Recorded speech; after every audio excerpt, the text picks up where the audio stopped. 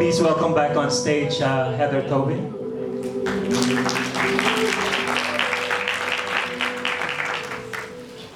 So what do we talk about? So I admire Heather because she does everything. She writes her scripts, she shoots her movies, she edits, she raises money for them, and for her last film, she even did her own distribution.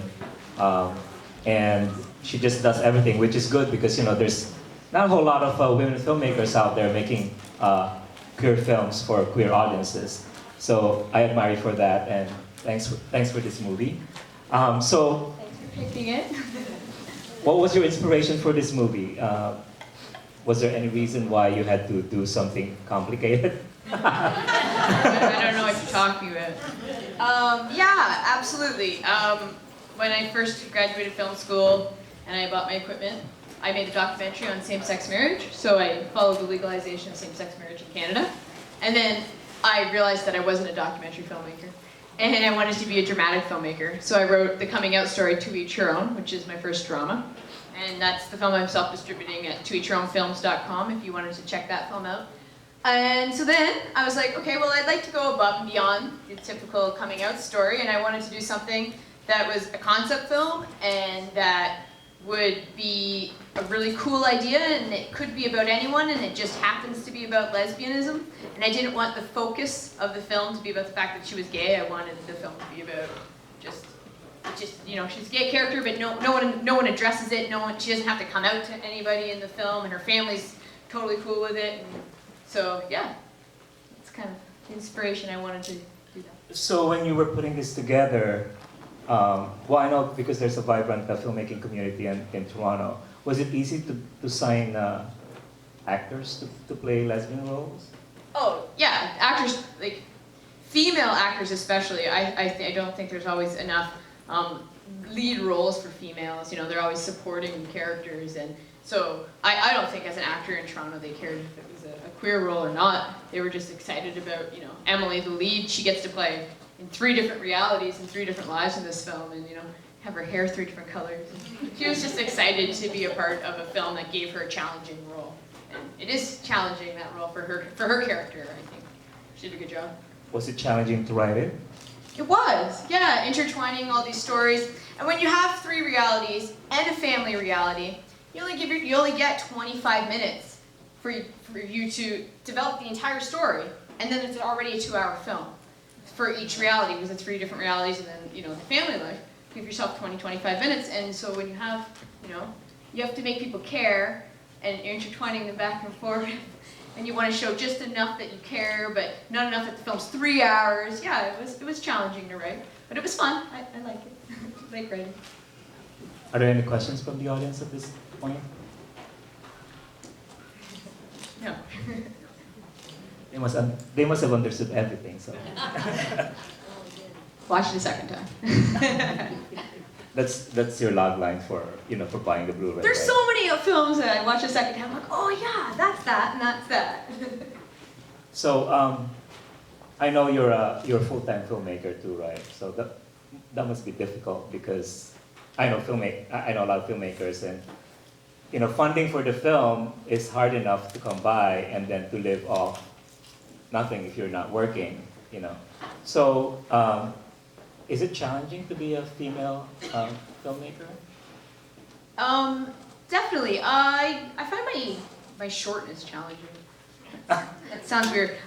People just always think I'm a lot younger than I am, and I think it's because I'm short. I'm not sure. And so when you're casting and stuff, I'm 32, and I'd like to be respected as a 32-year-old. And they're like, who's this 20-year-old child casting this film? What's going on? So yeah. Do you end up casting friends, or do you really go through? I've never cast friends. I've never known anyone in any of my films beforehand. Oh, okay. Except for the character of Maddie in Route of Acceptance is also the same actor who plays Casey. But I did not know her before making To Each Your Own. So what I do is I do open casting calls at the 519 on Church Street in Toronto. Yeah. And I just do many auditions until I find a team of people I really want to work with. And I think I cast for personality alongside talent equally. Like you're making a film and you're doing it for so long, you want to cast people who are going to be really fun to work with and be positive and create a positive environment. And, yeah, I'm independent, so hopefully, you pick the kind of people who'll pick up a light and help you set it up, not be a diva on set. Do you end up working with a lot of newcomers, or? Yeah, I use non-union people, so you're getting people right out of all the different various film schools in Toronto, and they're building up a demo reel. And both of the leads of To Each Your Own, Hannah Hogan and Emily Latalo from Red Acceptance, right after they shot my film, I don't know if they used my demo reel, but they got agents right away. And so both of them are now on like mainstream television in Canada and primetime, like major, big budget motion pictures, so they're both doing well. Well, it's also fascinating because I know a lot of Canadian filmmakers, they go the short movie route first, Yeah. they do a bunch of short films before they end up doing feature, but you jumped into feature filmmaking right away. Did. Was that because that's what you wanted to do, or were you just ambitious, or you just had the money to do it? I didn't have the money. No. I just believed that if you could do something that was 20 minutes, you could do something that was an hour and 45 minutes if you were willing to. Maybe 90 minutes. Just next time. That's the goal. I'm currently writing a film called I Met You First, and it's going to be a dramedy. It's going to be my first take at something away from drama. It's going to be equal parts comedy and drama. And I'm going to write a 70-page script, and it's going to be 90 minutes long, and that's Promise? it. I promise. I promise. Trust me, that's a lot of editing. That I wouldn't, I have an hour of deleted scenes that no one sees that you spend like a year doing. So. Well, that's the problem with editing your own film. You get attached to scenes. Well, not attached. I threw an hour on the ground. Okay. I was like, oh my god, this film's so long. It's the 3 realities that makes it so long. Is the problem. We have a question there. How long did it take to complete the shooting of the film, once you started to end of shooting? Well, because we're extremely low budget in my company, everybody has day jobs, so they were waitresses on the side. So I had to go around everyone's schedules. So yeah, the film took 4 months to shoot, but it was about a month of filming. So it was a September to December window. And then it's a year and a half of editing, because it's just me. And no, I don't work a day job. What I do is I learn to live off very little. And Valley Village clothes, and just like bachelor pads, the smallest one I can find in the city, and just, never eat out, and you'll be all right. Do it. We have a question there. Is that Rosa? Yeah, did you depict your real mother? My real mother? And was she here tonight? I brought my grandma with me, her mom. Grandma. She's in the back. Hi, Yeah,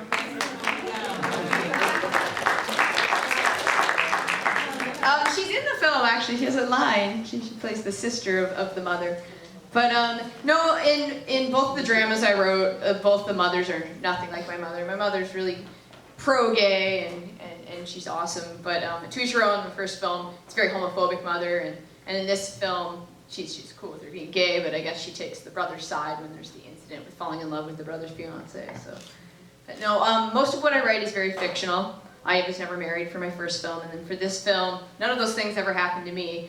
Some of the inspiration of it was from close friends and things happening to them, though. I just make movies, nothing happens to me. I sit alone in the room and edit. I'm really boring. So people say, oh, do you write from inspiration? I'm like, I don't go out.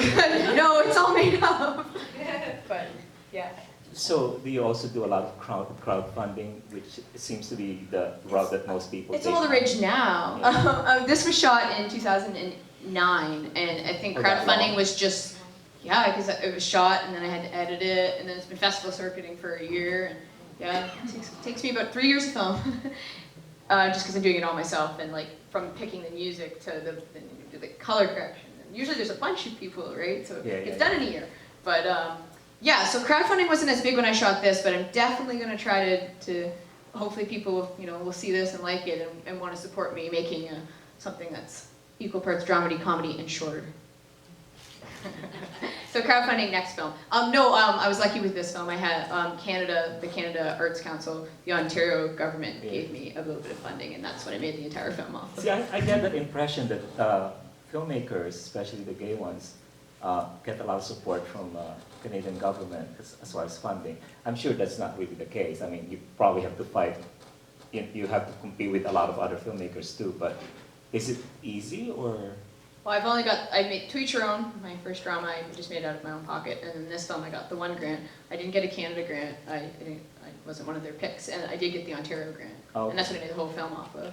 So we're talking like 30 grand. It's not very much to make a feature film. No. And live off of for 3 years. So.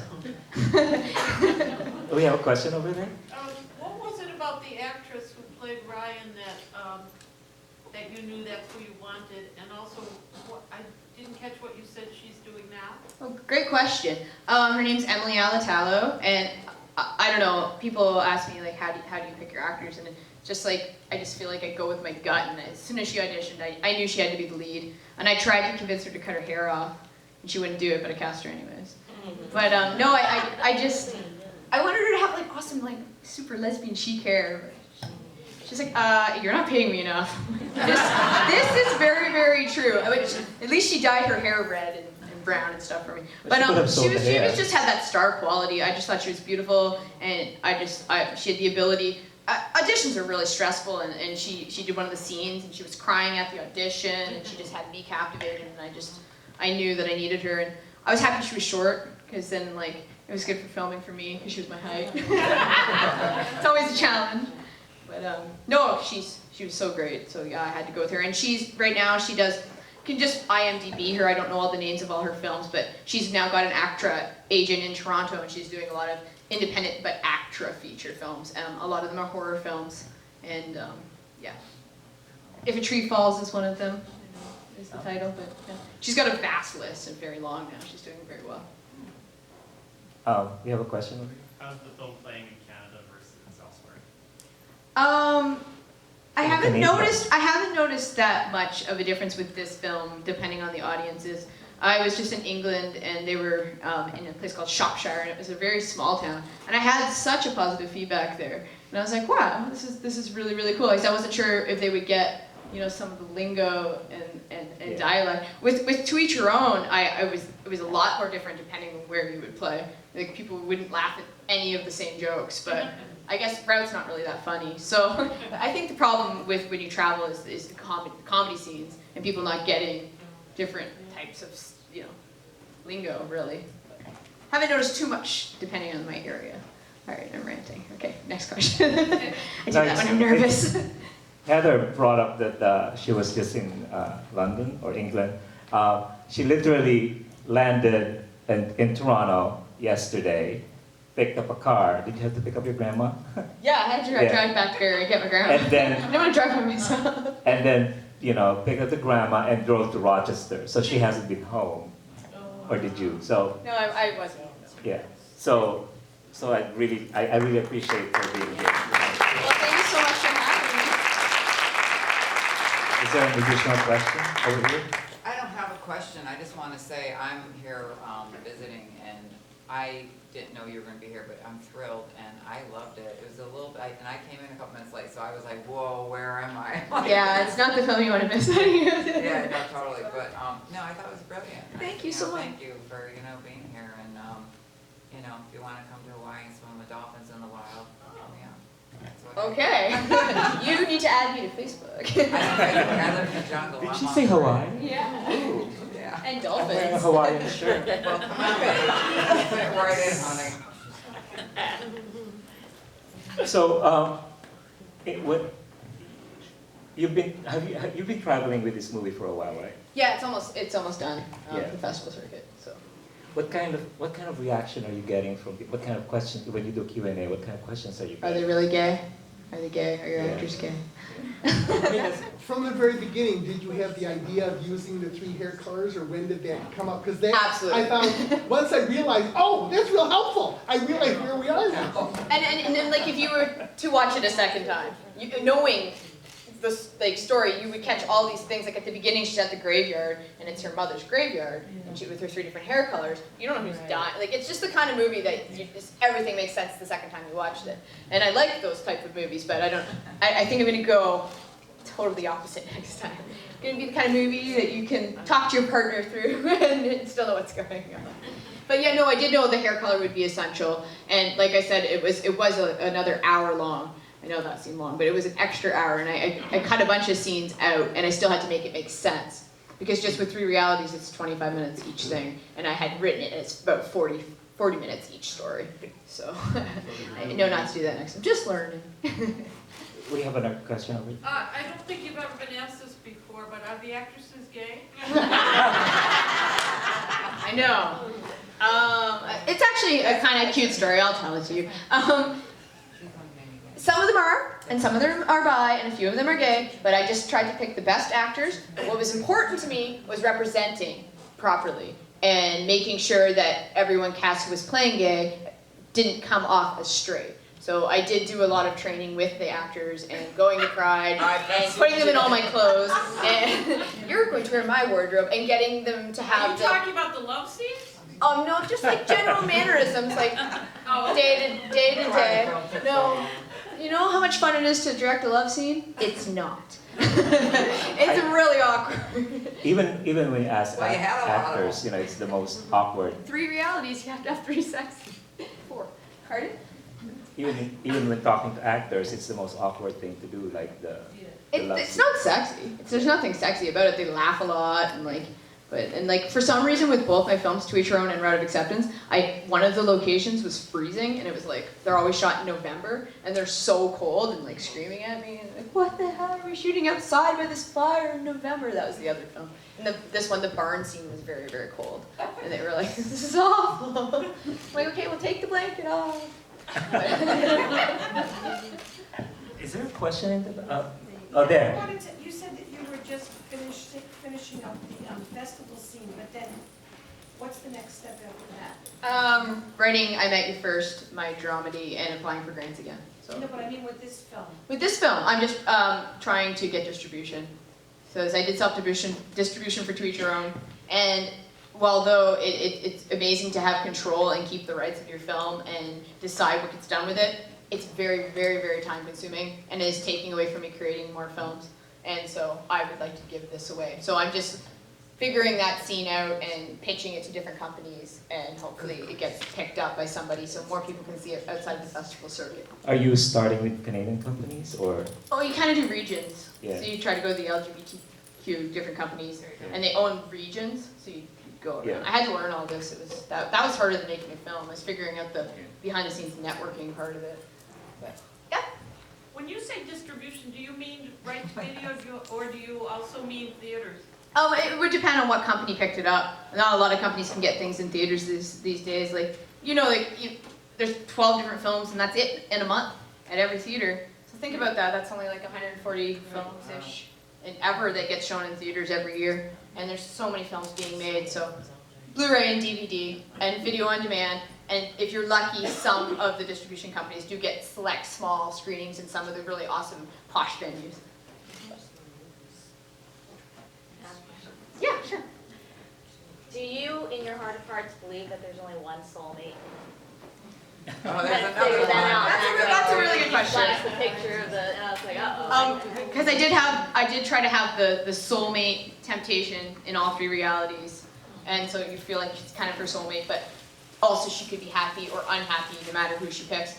I don't believe in soulmates at all, absolutely not, and I don't believe in fate either. I wish I did. I wish I could say I meant to do this, but I just do this because I get up every day and choose to write films and be an independent filmmaker. But no, I don't believe in anything like that. And I wish I did, but my love lives have always been really crappy. And I wish I could say I have met my soulmate, but I certainly have not. And I do believe that there are many, many people that I could end up with. And the idea of soulmates is really beautiful, but there are so many people on this planet. And to think there's just one soulmate for you, that would just be depressing. That would be really depressing.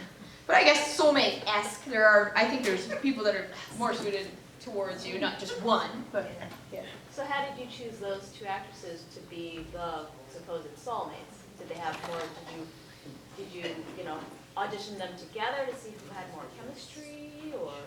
I just wrote that character to be the soulmate because I thought it would be it would make sense if it was the brother's fiance that she would meet her in all 3 realities. So it just made sense logically. But no, I didn't pick the one I thought had the most chemistry. The goal was to have them all be equal chemistry, and then everyone could pick their favorite reality from watching. Was the original plan. Yeah. Sort of a 2-part question. From a standpoint of writing the 3 realities, was it written as a 3 separate stories and then, in a sense, edited apart? Correct. As in a film, also that way, or filmed as like one and then edited, if you will? No.